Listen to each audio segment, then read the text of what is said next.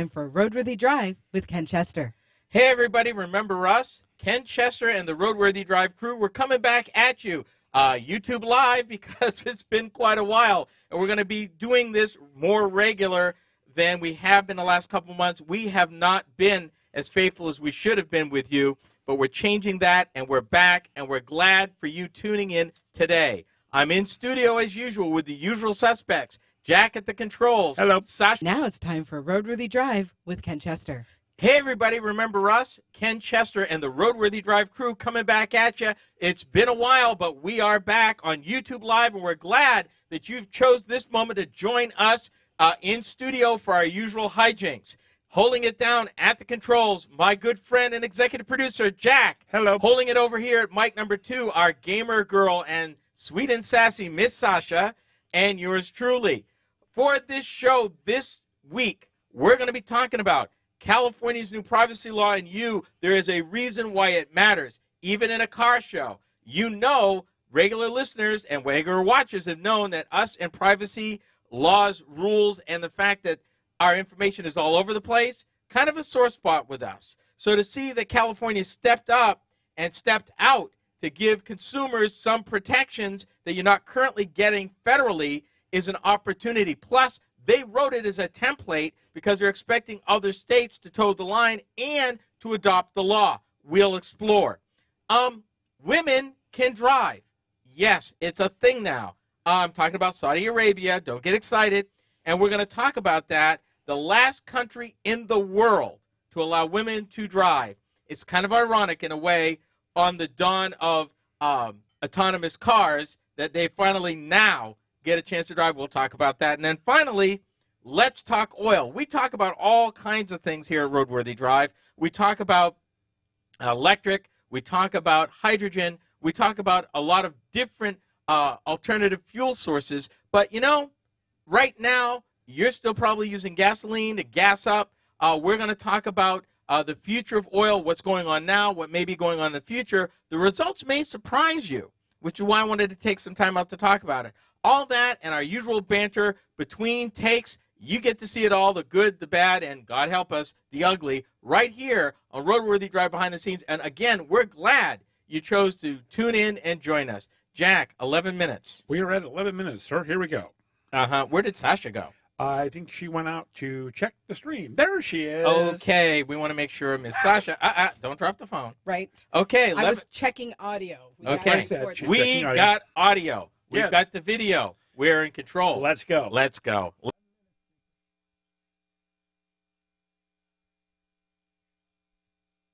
Do you want to go faster? Yeah.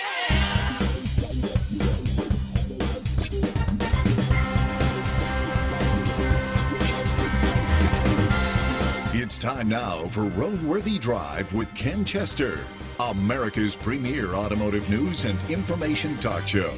Now, here he is, that automotive journalist with the photographic memory, Ken Chester.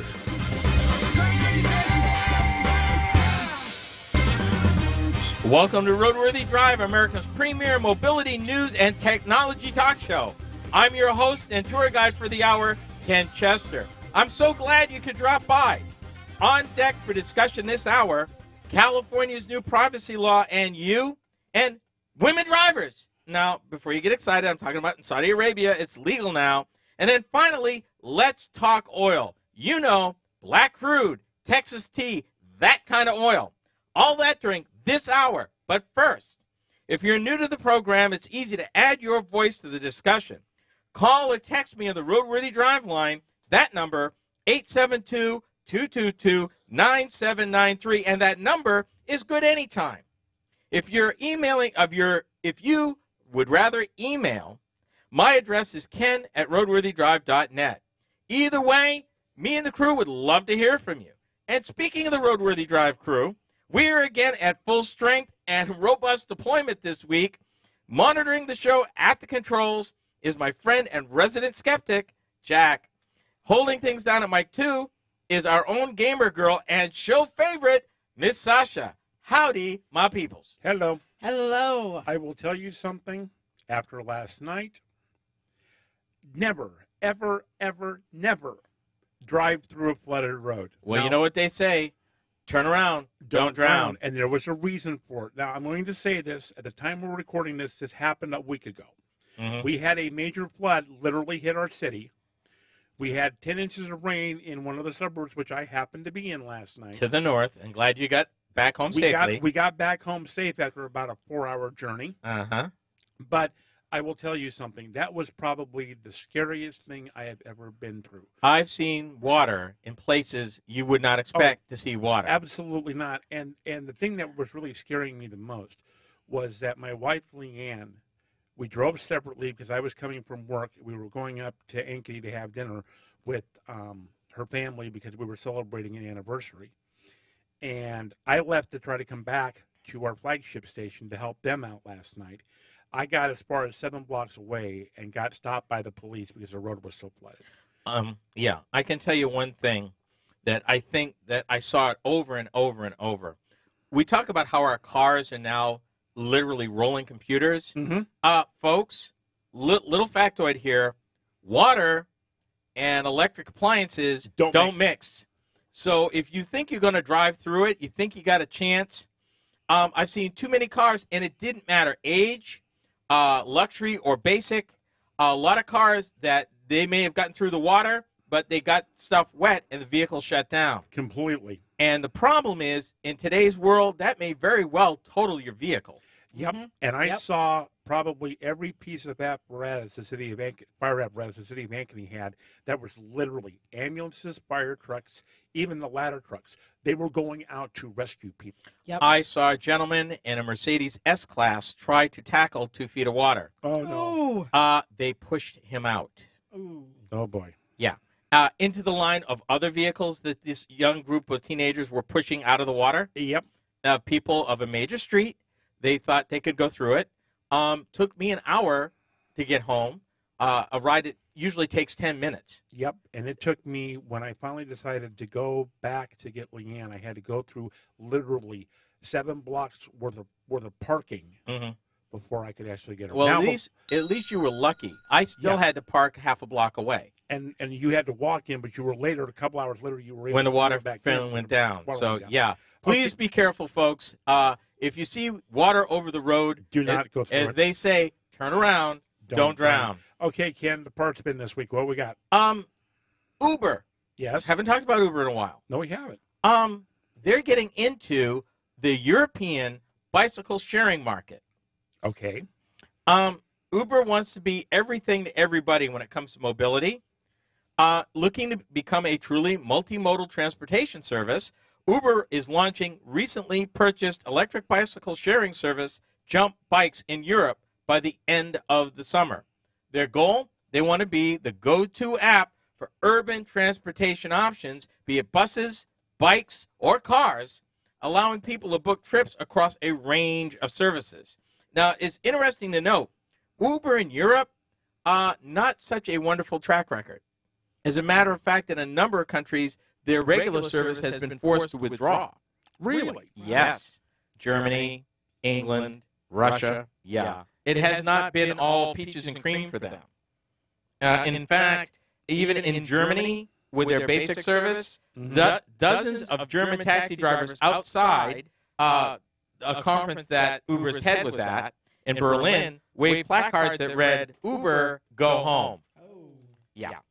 Now, in Europe, protests by traditional taxi drivers in the past had turned violent. Court bans had forced it to shut down some of its services in a couple of countries I mentioned: Germany, France, Italy, Spain, and Belgium. So basically what they're trying to do is they're protecting the taxi drivers.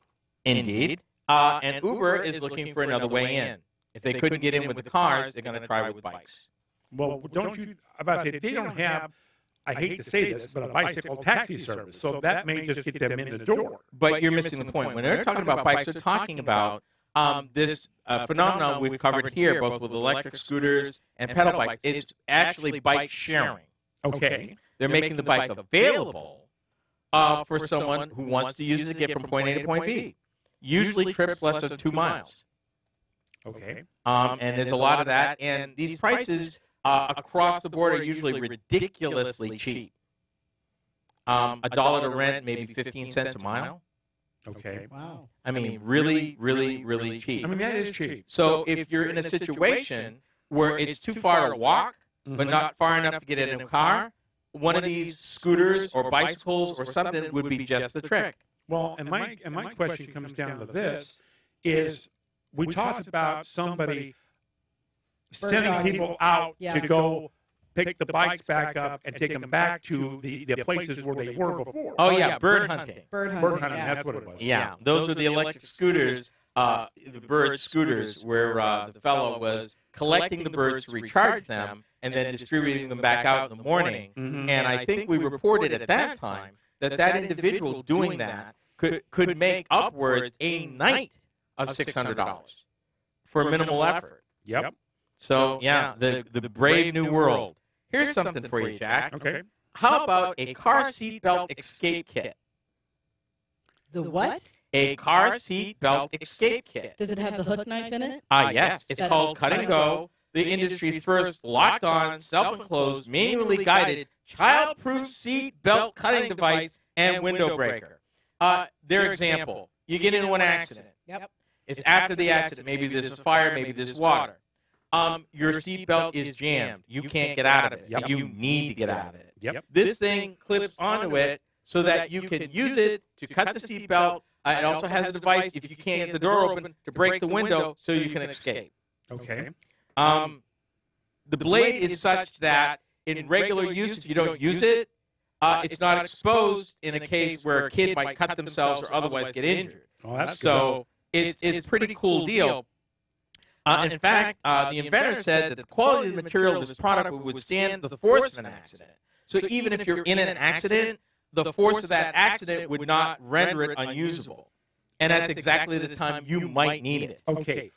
Are you putting this on the seat belt Yes. after you buy it? Yes. That way it's right there when you need it. Yes. Okay. And is Yeah. it going at the top It where does, it comes out, or is it- it going at the bottom where it actually buckles in? and it it's not with the buckle. It's actually up above, designed to cut the belt itself.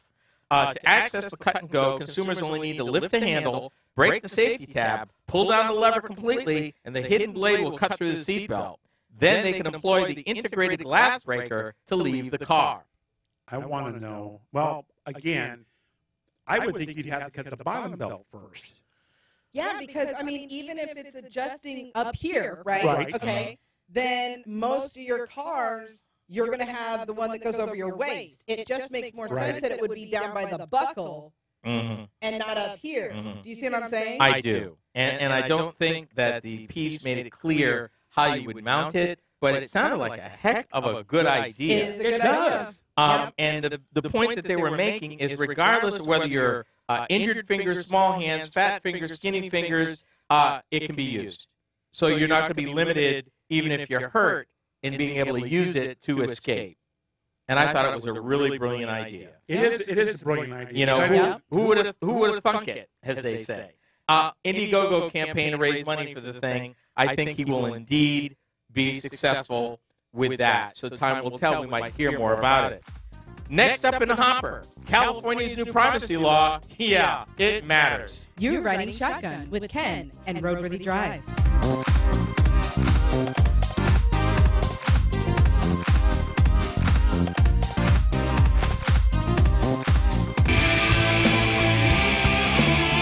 This is RoadWorthy Drive with Ken Chester.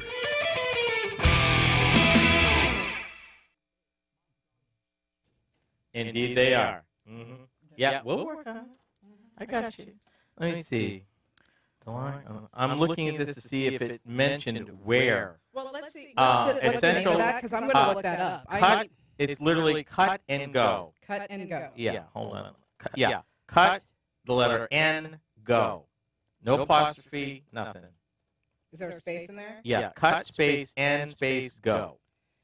Cut and go. And I'm trying to see where that would be. Because it doesn't make, I know at least in my vehicle, which granted my vehicles are older, but at least in my vehicle, you can't just cut up here and then Right. have that detach the waistline. Right. And 9 times out of 10, what happens is that it gets jammed in the actual buckle itself. That's why you need to cut yourself out. Yeah. It doesn't say. It literally does not say where it's mounted.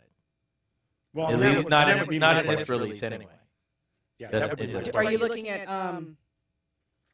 PRN? Yes. Okay.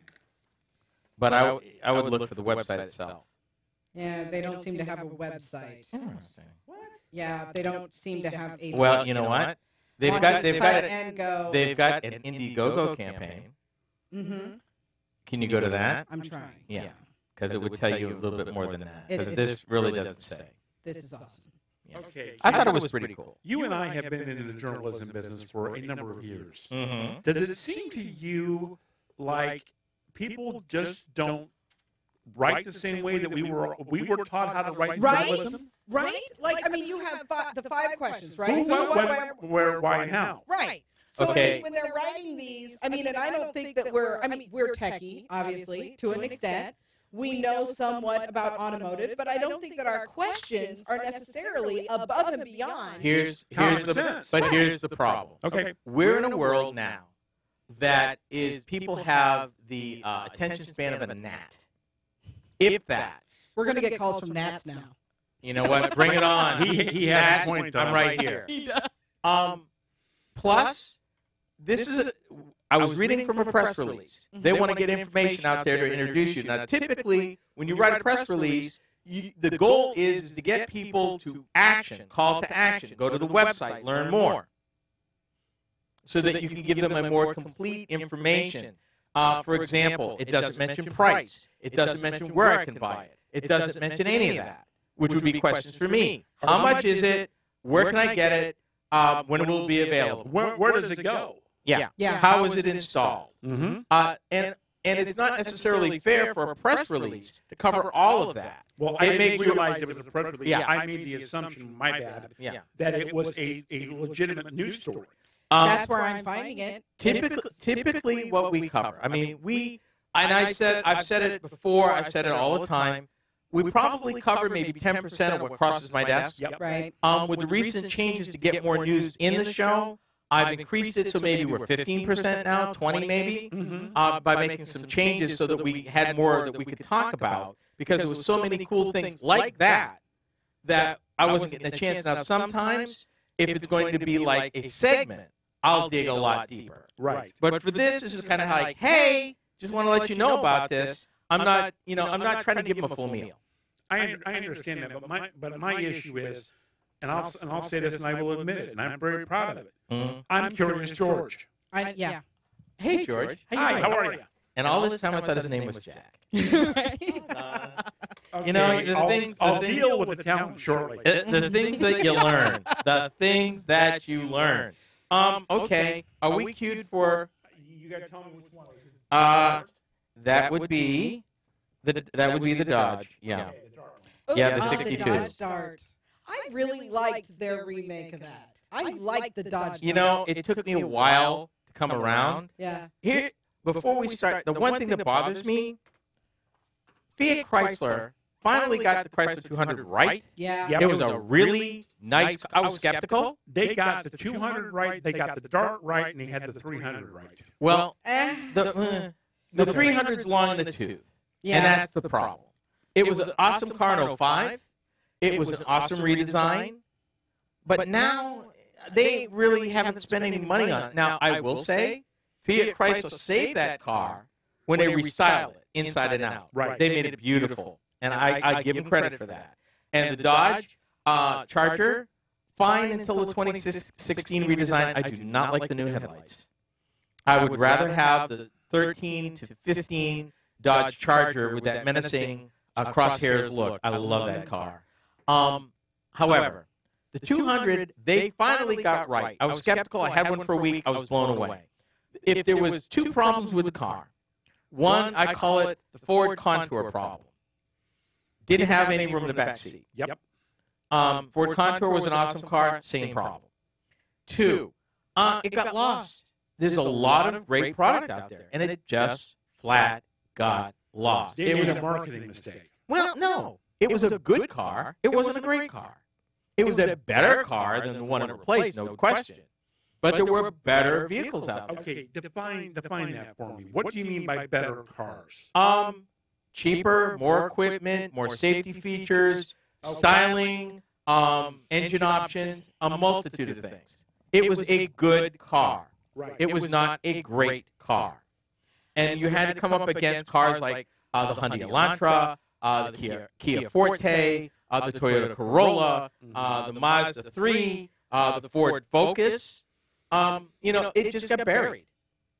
It just got buried. Ironically, when they stopped making the car and they discounted the prices, car sold. They were gone. Oh, by the way, we did find out last night that you can float a Ford Focus for about 30 seconds.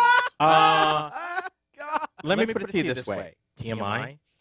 Okay, now. Something you really don't want to know. No, because my wife drove through an intersection trying to get across the street to a gas station so she could get under the canopy.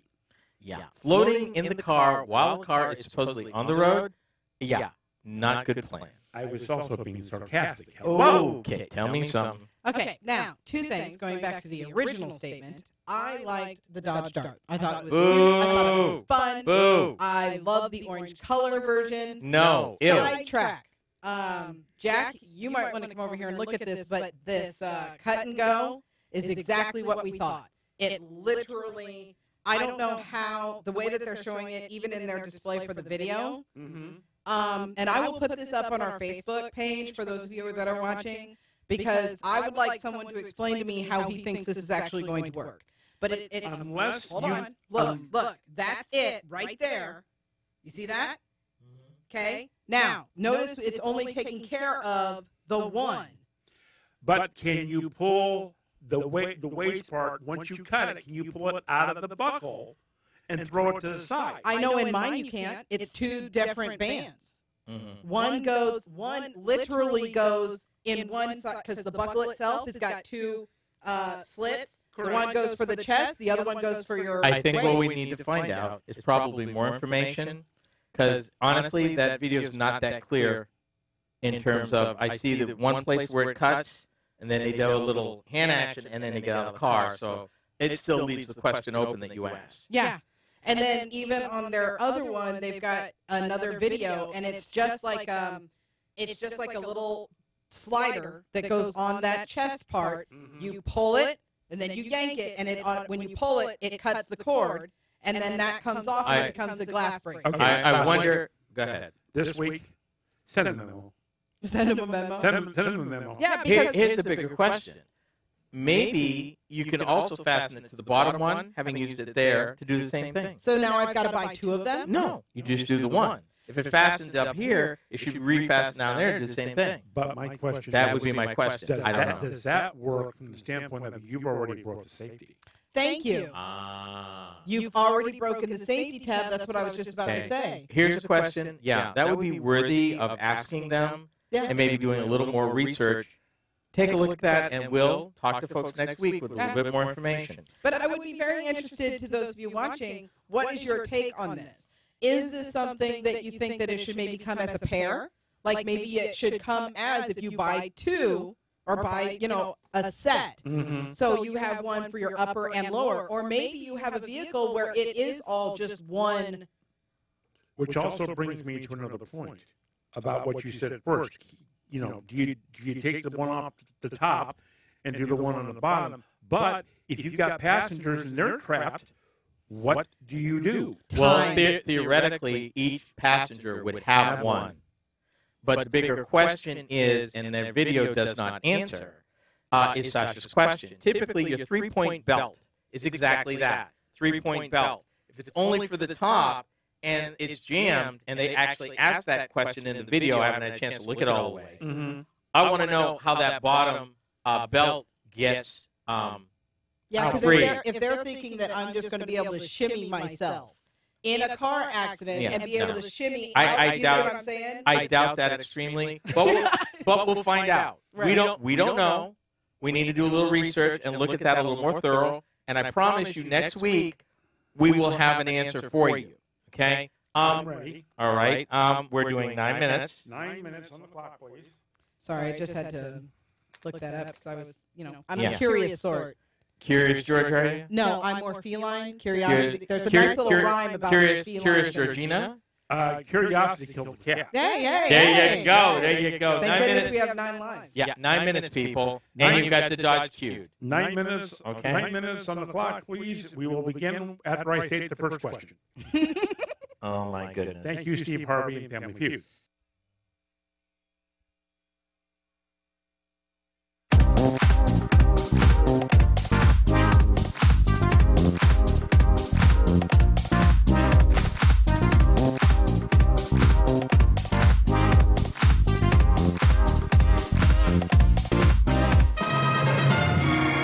What's the word on the new cars from Chrysler Corporation? What's the word you hear? Lean is the word for Dodge. The new lean breed of Dodge for 62. A long, lean hood, a clean rear deck, a new functional shape. Dead weight has been cut. No automotive fat to make the Dodge eat gas. What's left is road-hugging live weight that's easier for the engine to move. Dodge is probably the easiest handling, the best performing car you've ever driven. The excitement of simplicity. The new lean breed of Dodge from Chrysler Corporation. Simplicity. And they're simply beautiful. Looks like it's gonna be a Chrysler year. See your Dodge dealer during October open house. If you're just tuning in, this indeed is RoadWorthy Drive, and I'm your host, Ken Chester. Now, regular listeners know that one of our hot buttons here at the RoadWorthy Drive Crew are issues pertaining to the privacy of personal information and how it's being shared in so many ways. Amen, brother. Often without your knowledge or consent. Yes. Now, the reason why we talk about it here is that, for the most part, the vehicle you're driving is a computer on wheels that communicates with the automaker. Mm-hmm. With vehicles like, say, I don't know, a Tesla Model S, that communication runs both ways, with vehicle parameters being updated and modified via an over-the-air update. In other words, the manufacturer has the ability to update how your car runs and handles by submitting or broadcasting that information over the air for the car to receive and update the computer remotely without you having to go to the dealer or anything like that. And it tells the vehicle how to react in situations. That's what astounds me. Mm-hmm. Like, they're able to do an engineering feat just over the airways. Example. Tesla Model 3 was tested by Consumer Reports. We reported it here. Yep. The car braked. They said the braking was horrible. They said that the car took longer to stop than a Ford F-150. Correct. Yep. Elon Musk met with Consumer Reports. They talked about it, researched it, submitted an over-the-air update to Model 3s already on the road to reduce the stopping time. None of those cars ever were touched by a mechanic or a technician, yet they were updated so that the performance of the stopping power was improved for all of them. Well, and I don't really have a problem with that. But again, on one hand, I don't have a problem. On the other hand, I have a huge problem. Well, let's talk about the California law. Now, we've talked about here the European laws. Right. And the recent European law that was just passed called the General Data Protection Regulation across all of Europe. Correct. They regard it as one of the strictest laws concerning personal data and personal privacy in the world. And if our listeners are wondering how, I found out about it, I have had to go through every app I have, and I had to agree to new privacy terms. Yeah, and pretty much we've all done that. And that was mainly because of the European law. Yeah. California has passed a digital privacy law granting consumers more control over and insight into the spread of their personal information online, creating one of the most significant regulations overseeing the data collection practices of technology companies in the United States. A little hint, where's ground zero for autonomous technology? Silicon Valley. And that state is where? California. Bingo! We have a winner. Thank you. Now, the reason why that bill was drafted and passed in a week, California has this something they call an initiative law that if they get enough signatures, they can put something before the voters to vote on. Okay. The technology companies didn't like the law, but they got with it because the initiative that was going to the voters was even more stringent. Okay. So and it's going to take effect in 2020. Now, California wrote this as a template for other states. They were frustrated with the lack of federal oversight regarding personal privacy with all the stuff. No doubt you've read Equifax and all of this stuff. And it seemed like hardly a week went by where you were learning about some data breach that if it was a company you did business with, you might have been at risk. We can't get Congress to do their job. Well, I mean, and this goes a lot deeper because I don't think most Americans understand Or care. Or care, because as we all know, everybody understands about Facebook, and yet everyone is still on Facebook. But it's one of those things where I don't think people understand the millions of dollars, hundreds of, that are being exchanged for that information. Okay, let's talk about the recent shooting for a second.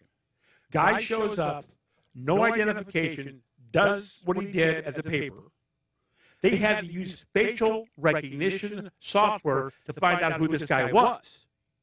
So that should tell you right there how much of your picture, everything is out there on the web that they can track you down by facial recognition if they want software. to. But let me read this. The new law grants consumers the right to know what information companies are collecting about them, why they are collecting the data, and with whom they are sharing it. It gives consumers the right to tell companies to delete their information as well as not to sell or share their data. Businesses must still give consumers who opt out the same quality of service. Ladies and gentlemen, we've always talked about the right to be forgotten. California law gives you that. If I may go back to, and the right to tell companies to delete their information. Okay, so we're basically talking about maybe parallel to what the European law is. That is some. Very close. Now, it's not as comprehensive as the European law, but it's the most comprehensive in the United States. What does that tell you? Now, it seems to me that what we just talked about, those things, would be common sense. But we're talking about this as one of the most far-reaching privacy and information laws in the United States right now. Yeah, because California was not going to wait around. No. This kind of thing. And the reason why is that after the European law went into effect, you saw what directly happened here in the United States. You had to go through and say, okay, that okay these policies. And Facebook was one of them. Instagram was another one. Snapchat was another one. They use the terms you choose to share with us, and we will use that information. Now, the point I want to make right here. So you don't have a way to opt out. No. But the way in California you do. Correct. But here's the thing.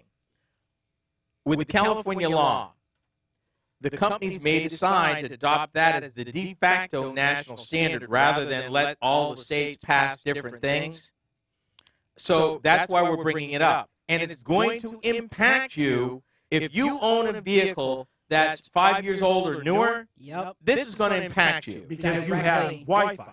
Yeah, your vehicle's transmitting information about where you are, what the car is doing, all sorts of things. So this is important, and it's an awesome first step, which is why I wanted to cover it and give you a heads up, because honestly, this could very well be either the stimulation Congress needs to pass the law for national standards or the de facto standard as other states adopt it.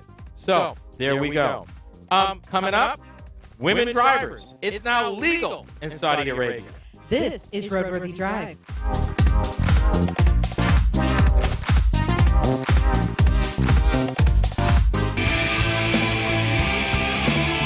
You're tuned to RoadWorthy Drive with Ken Chester.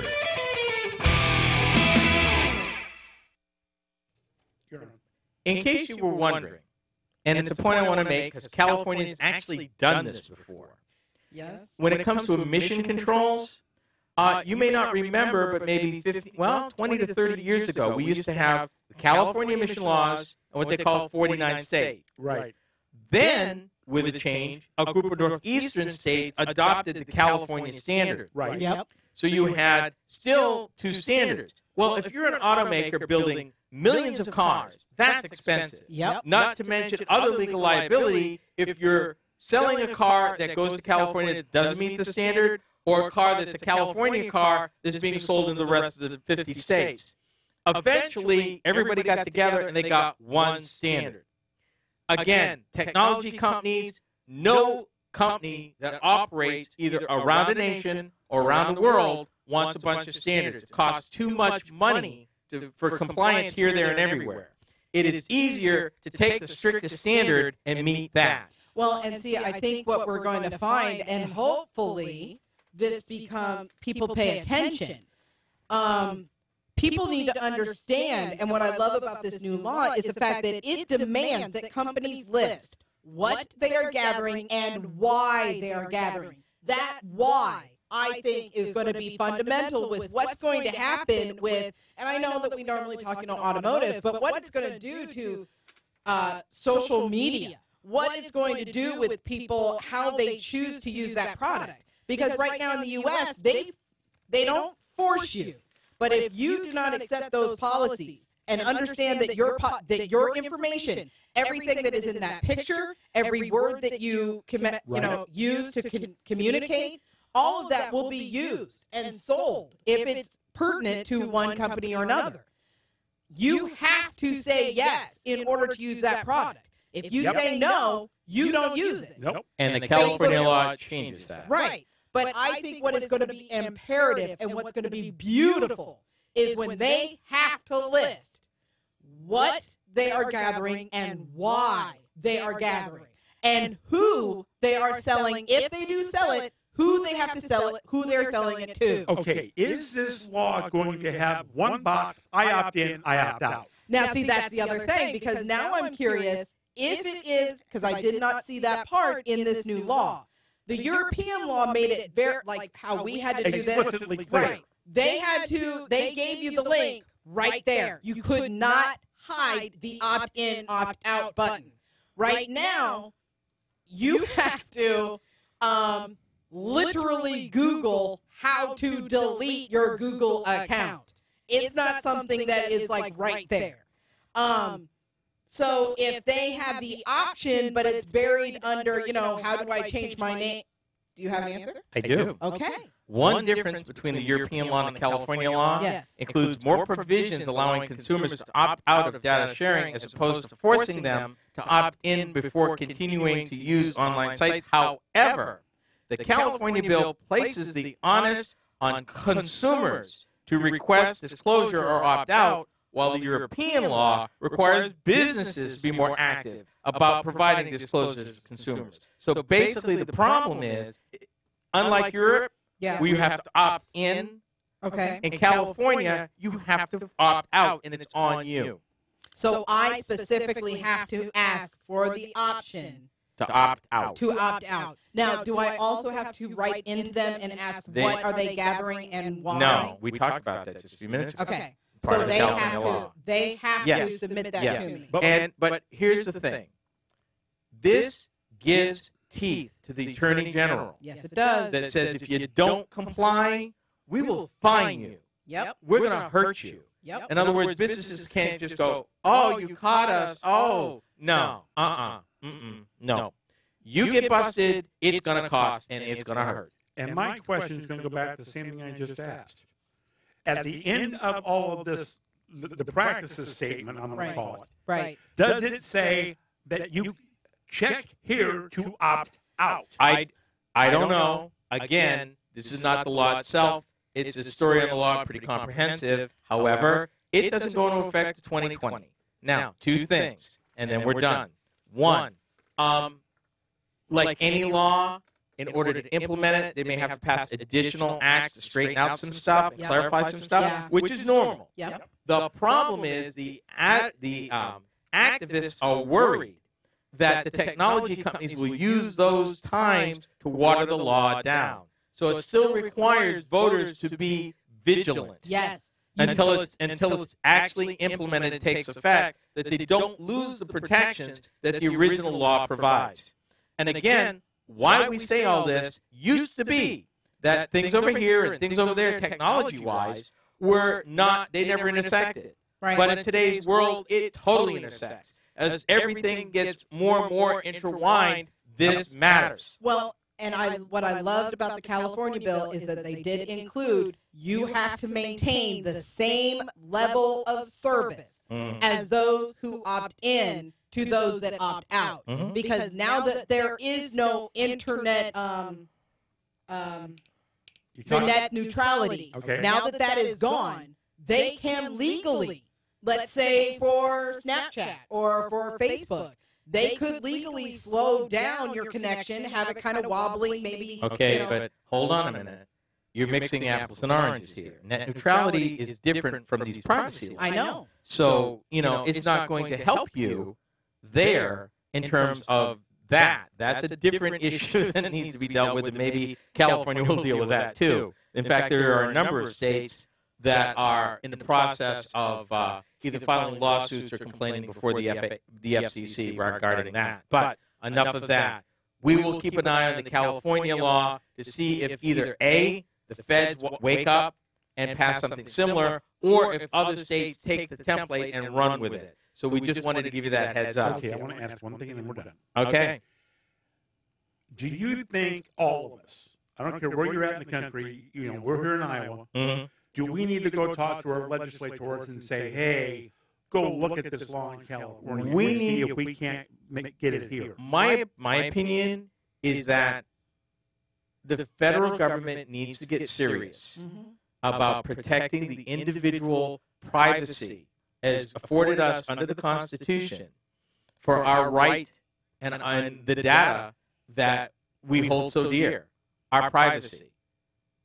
And until they get serious about protecting individual privacy rights and the right of the individual, we're going to have a problem. Whether they adopt the California law, whether they take a chapter from the European law, which I doubt, the states will do it if the feds don't.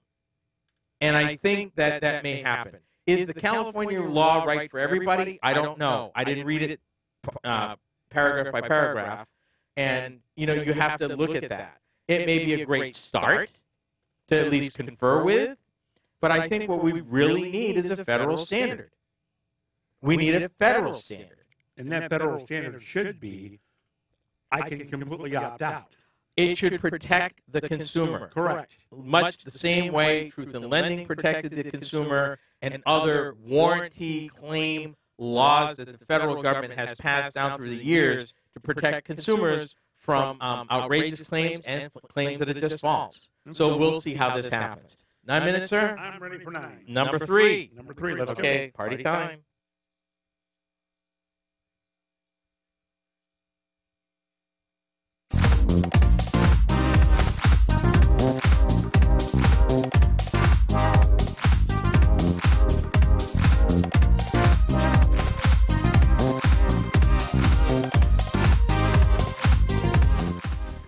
This is the third segment of this hour of RoadWorthy Drive. Thank you for joining us. I'm Ken Chester.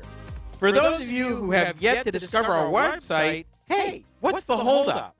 The website is RoadWorthyDrive.com, and it's your place to discover audio of past shows, video clips of our behind-the-scenes antics, hey, folks, and so much more.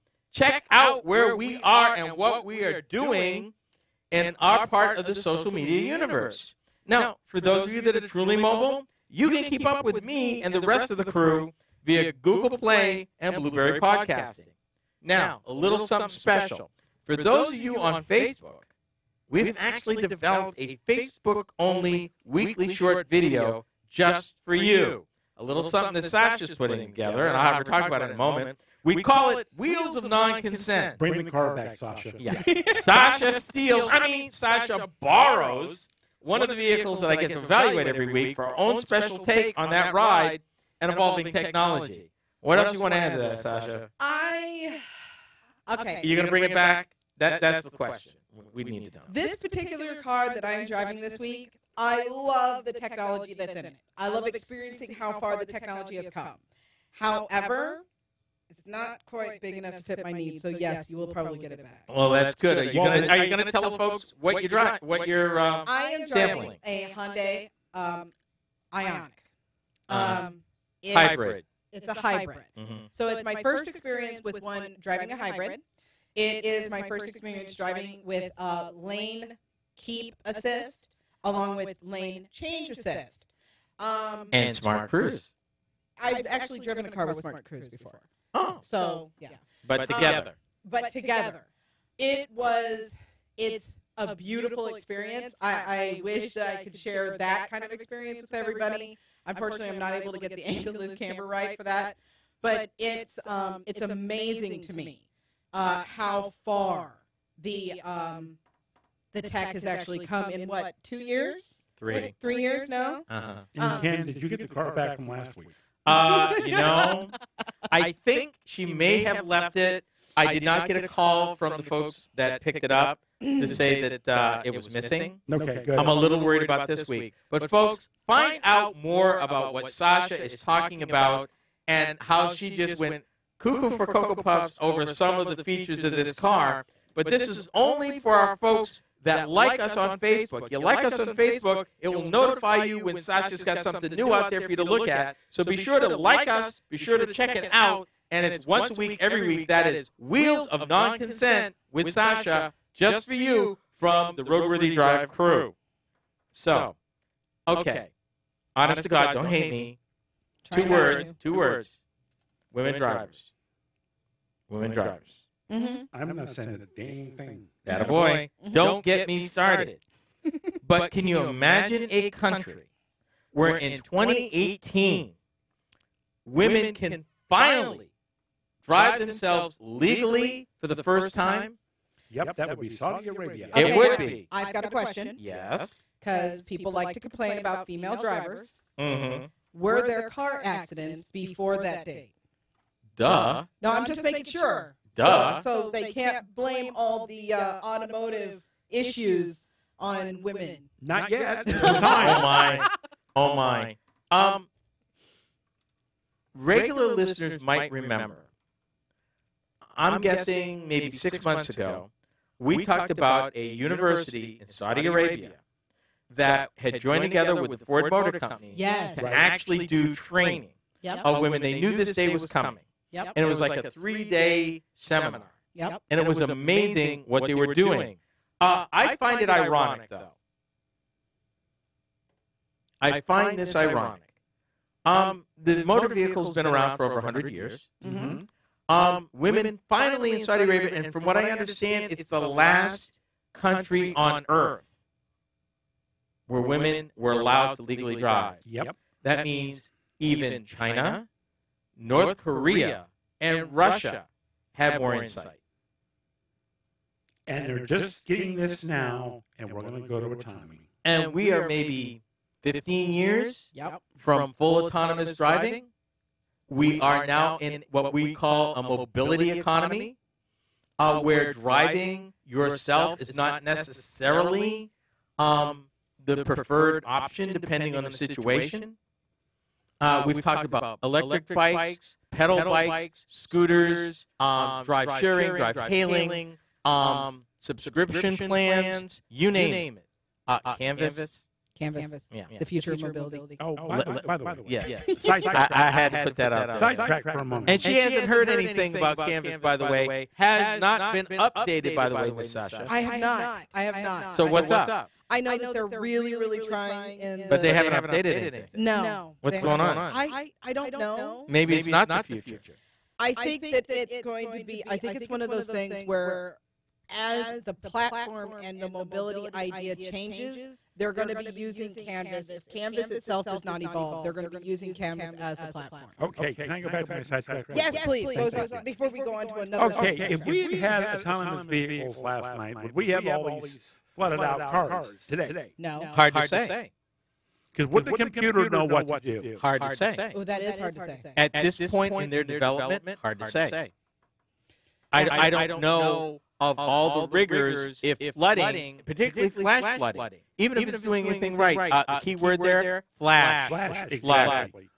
I mean, if you boom like that, it don't matter. Now back to the subject at hand. World Driving Day. Ford wasn't the only one involved. Jaguar actually is celebrating, in fact, created a day. They call it World Driving Day, a global program which invites both men and women to celebrate the enjoyment of driving now and in the future. And can you imagine? There's a female Saudi driver, I believe her name is Asil Al-Hamad. She was the first female board member of the Saudi Arabian Motor Federation and had never driven on a track in her home country before, but she's a race car driver, drove everywhere else. Wow. Till now. And she was ecstatic. Her words. What better way to kick off World Driving Day than a lap in my honor in my home country? And what was she driving? A Jaguar F-Type, the ultimate car to go around the track. I hope the people around the world will share our joy today by sharing the most memorable driving story, and then they give a hashtag. They want to remember this historic day and what it means to women, to Saudi Arabia, and world progress in general. Jaguar talks about working with some 40 universities and academic institutions on future mobility solutions. I just find it ironic that after all of this, and after women have actually been jailed in Saudi Arabia, sticking up for women's rights, including the right to drive, including last month. Was it really last month that happened?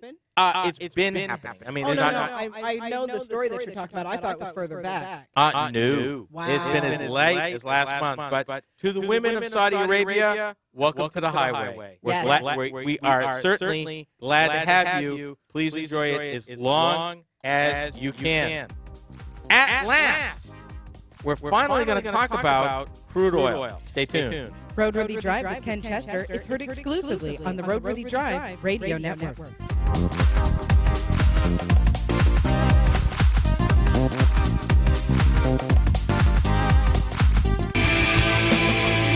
RoadWorthy Drive is a cornerstone of the RoadWorthy Drive Radio Network.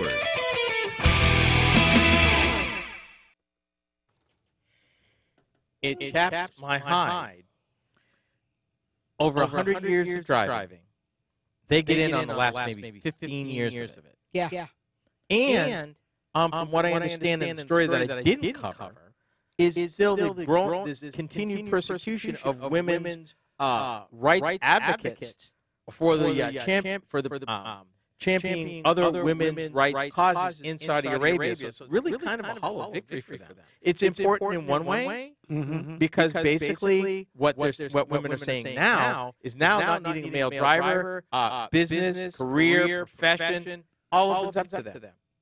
Yet, on the other hand, there's still a very vibrant anti-women's rights movement afoot in Saudi Arabia. It just I don't get it. Well, as Paul Harvey used to say, it's all not one world.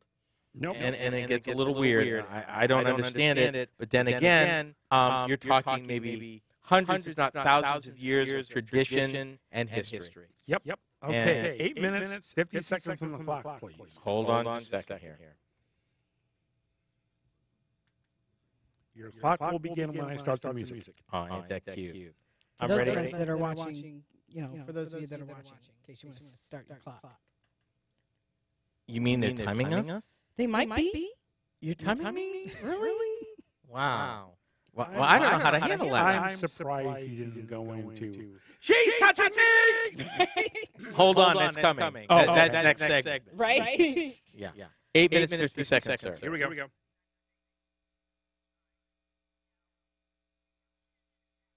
And maybe not. Gotta wait here. Gotta love technology. Nope.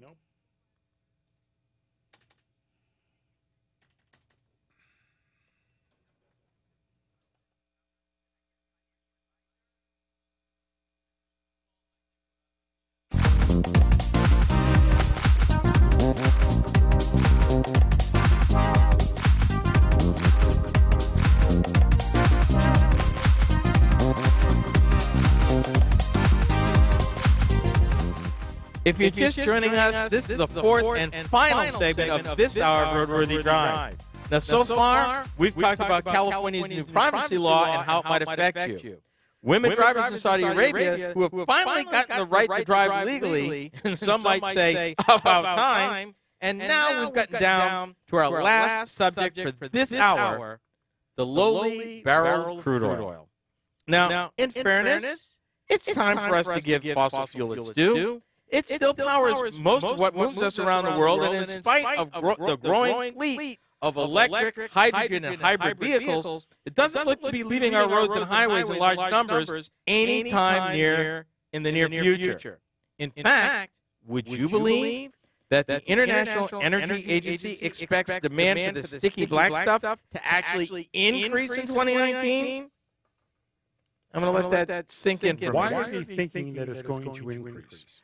Global demand. Okay. Do understand that even though the companies are pivoting towards electric and hydrogen and other alternative sources to propel vehicles, you still have petrochemical demand, Right. jet fuel, kerosene, other chemicals used in the making of other stuff like plastics. Well, and plus you're still going to have a demand for a long little while here for diesel. Yeah, you are. Here's the kicker part. Okay. The kicker part is that OPEC, who used to turn the screws here, Right. have been using restraint in production. As prices have gone up, supply and demand brought back the U.S. producers in. 75% of the growth in the available crude production is expected to be supplied by American oil companies. And that doesn't surprise me. And if I just remember right, in the last couple of weeks, OPEC put their production up. Yes. They're looking at producing maybe as much as 300,000 barrels more a day, with Saudi Arabia leading that charge. Yep. Out of curiosity, how many barrels a day of crude oil do you think is pulled out of the ground around the world? Oh, I'm not even going to put my dog in that fight. I'm going to say maybe... And remember, I said a day. Someplace between 600,000 and a million. You're not even close. Not even close? Okay. Not even. 31.89 million barrels a day. A day. A day. I missed that one. A day. Yeah. It blew my mind, too. They expect crude oil demand to grow by 1.4 million barrels a day in 2019. And like I mentioned, petrochemicals leading the demand. Now, here's the problem. What might mitigate this is the possibility of higher prices, a weakening of economic confidence, trade protectionism, and a potential further strengthening of the U.S. dollar. Now, this is a little economic. Ken's going to go into a little economics 101 here real quick. Okay. A stronger dollar makes our goods and services more expensive to other people outside of the United States, meaning you need more money to buy our stuff. That is why other countries do what you call devaluate their currency.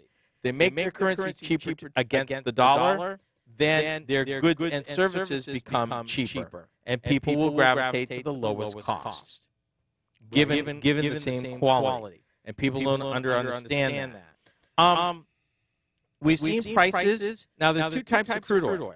There's Brent crude that comes from the Brent Sea, just off the shores of the United Kingdom.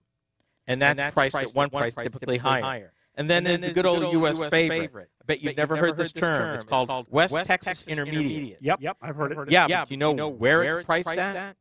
Assuming Chicago Board of Trade. Delivered at Cushing, Oklahoma. Cushing, Oklahoma happens to be where a bunch of pipelines come together, and that's usually where it's priced for delivery. Okay. In Cushing. Little extra oil tidbit there for you. Now, would you believe that our government asked major oil producers in this country to increase their output by 1 million barrels a day to offset potential losses? And they don't think, actually, that the U.S. request is going to get any sort of support. Because here's the thing. If you increase production, you increase supply. If you increase supply, you suppress prices. Well, but again, if this country is trying to go energy independent, isn't it ironic? Yeah. It is ironic that right now, this minute, we are the world's leading producer of natural gas. Yep. We are number 2 producer of crude oil. As a matter of fact, the United States of America actually exports what they call lightly refined petroleum distillate to countries in Europe. Did you know that? No, I did not know that. Yeah. The United States of America. So anybody that's still holding on to that horse about energy independence from OPEC is about 15 years too late with that, and it's not true. But in the middle of all this sits ethanol. Yep, and we've talked about that before, and we're in a state where we do this show where that is a big, big deal. Big deal. We have in this state roughly 40 ethanol plants, 35 dry milling, 35 wet milling, about 5 dry milling, and a couple of other plants that make ethanol. One from cellulose, and I think one more demo plant of some type. We produce a lot of that stuff. We are currently protected under Renewable Fuel Standard Act 2007. Those targets go away in 2022. That's when the sunset. Yep. Wow. So as goes oil demand, which I just can't get over the irony. We are now the world's we're on the cusp of producing more oil than we ever have, but we've got an economy that's moving away from it. Hard. First coal, now oil. Running away from it. As far as we can, every major automaker is producing electric cars. Mercedes-Benz will have 10 pure electric cars by 2022. GM around the world expects to have 22. 22. And please note, I didn't say hybrid. Full on electric. Full on electric. This is a thing.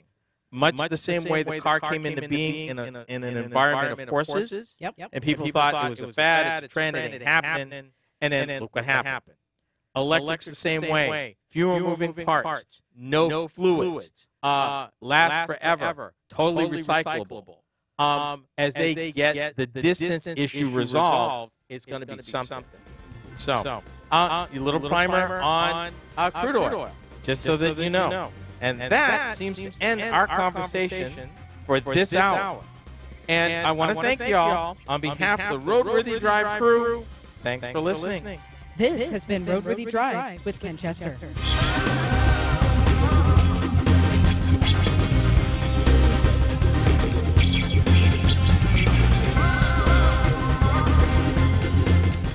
RoadWorthy Drive with Ken Chester is a copyrighted presentation of the RoadWorthy Drive Radio Network. Any rebroadcast, retransmission, or any other use is prohibited without the written consent of the Motor News Media Corporation.